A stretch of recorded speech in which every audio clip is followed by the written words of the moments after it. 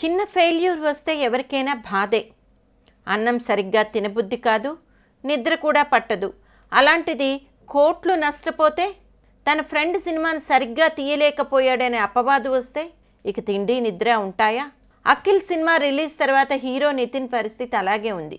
తన స్నేహితుడు, అక్కినేని వారసుడు అఖిల్ని లాంచ్ చేసే సినిమాకి నిర్మాతగా వ్యవహరించిన నితిన్ ఆ సినిమా కోసం కోట్లు దారబోశాడు.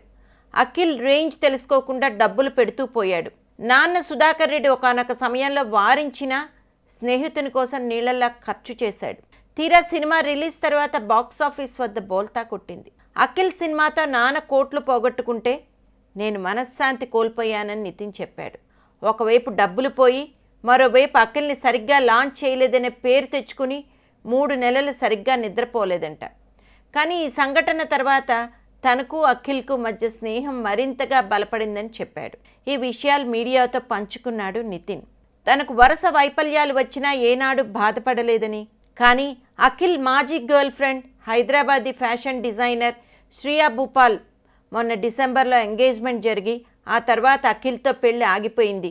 ఇప్పుడు ఈ శ్రియా అఖిల్తో ఉండట్లేదు, బ్రేకప్ చెప్పేసింది. ఇక్కడ దాకా మనకందరికీ తెలిసిన కథే.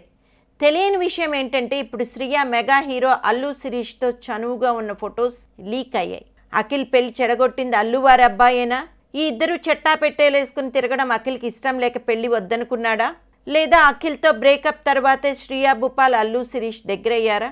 మొదటి సినిమా ఫెయిల్ అయ్యి ఇటు మొదటి ప్రేమ ఫెయిల్ అయితే ఎంత బాధగా ఉంటుందో.